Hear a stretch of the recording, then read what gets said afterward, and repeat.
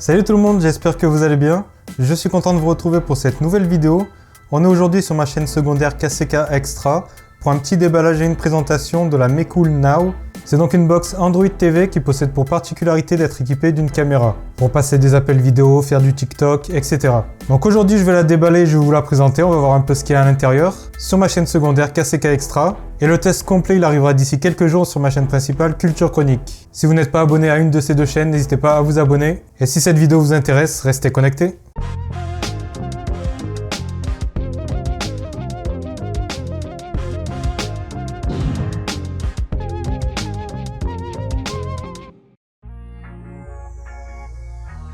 Donc on voit bien la marque Mecool sous Android TV. Hey Google, c'est pour signifier qu'il y a le contrôle vocal. Au dos, on voit un peu le design de la box. Ça nous explique qu'on peut prendre des photos en HD, passer des appels vidéo sur grand écran, que c'est une Android TV box, etc. Donc ici, on voit la petite caméra. Sur le côté, on voit quelques-unes des applications qui fonctionnent dessus. Google Duo, Chromecast, Google Play, Prime Video, YouTube, TikTok et le codec AV1.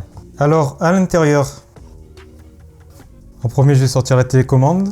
Voilà, une télécommande classique. Il y a un peu le même genre de télécommande sur d'autres box. Un raccourci vers Google Duo, un raccourci vers YouTube, un raccourci vers TikTok. Un bouton ici pour faire apparaître un curseur de souris à l'écran qu'on peut aussi contrôler avec les flèches directionnelles. Les boutons plus-moins, le volume entre autres, retour arrière, le menu Home.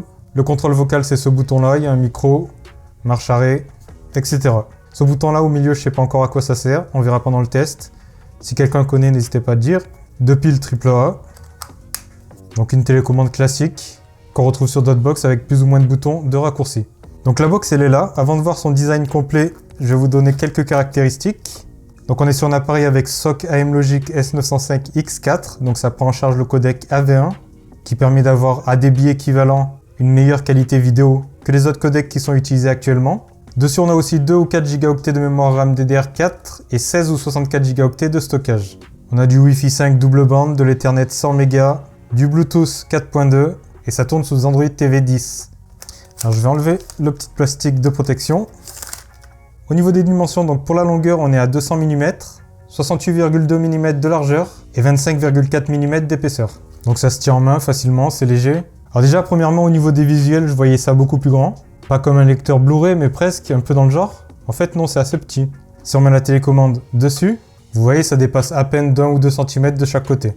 Du coup, quand je vois la photo comme ça, avec ça au-dessus de l'écran, ça paraît d'être une grande télé 130 cm, 120 cm. En fait, la télé, elle doit être quand même assez petite. Parce que je vous remonte la taille, ça fait 200 mm, 20 cm. Et donc quoi, il y a la place d'en mettre un sur la gauche, un sur la droite, on va dire 1,5 de chaque côté. Donc ça donne l'impression d'être une télé 130 cm avec ça au-dessus qui est quand même assez grand, et en fait non. Bon voilà, on termine l'aparté. Alors qu'est-ce qu'on a de beau ? Devant, on a un bouton Power, on a un bouton pour les appels. Maintenant que j'y pense, sur la télécommande, ça doit être un bouton peut-être pour prendre les appels. On a 4 diodes ici, ça doit être pour symboliser son état de fonctionnement. Du coup, je vais aller regarder, il doit y avoir un livret. Donc on a un livret, guide d'utilisateur, que je regarde pas d'habitude. Donc ça, c'est bien les LED de statut, selon l'état de fonctionnement de la box. Et ici, donc on pourrait croire que c'est un micro ou un petit haut-parleur. Et en fait, pas du tout, c'est pour l'infrarouge. Ici, je sais pas si vous voyez bien, c'est les LED pour le statut de la caméra. Si la caméra est éteinte, c'est en rouge. Si on est en train d'utiliser la caméra, ça sera en vert, etc. C'est une caméra 1080p Full HD donc. Ici, on va pouvoir ouvrir ou fermer la trappe de la caméra, l'emplacement de la caméra. Donc c'est manuel, c'est pas automatique. J'aurais bien apprécié un système automatique, genre quand on répond à un appel, la caméra elle s'ouvre automatiquement. Mais à mon avis déjà, ça serait beaucoup plus cher.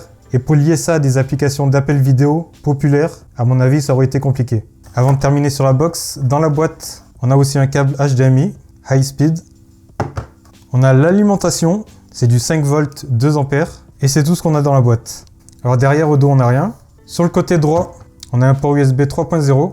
Donc dessous, en premier, on a un pas de vis. C'est pour faire tenir la box sur des accessoires, je pense. On a un pied ici, qu'on peut lever. La prise pour l'alimentation, le 5 volts 2 ampères. Du HDMI in, HDMI out. Et le port Ethernet 100 Mb. Et on a aussi des patins comme ça ici et ici pour l'adhérence. Donc plein de petites trappes pour l'aération, pour bien refroidir les composants. On a aussi des petits pieds sur le côté.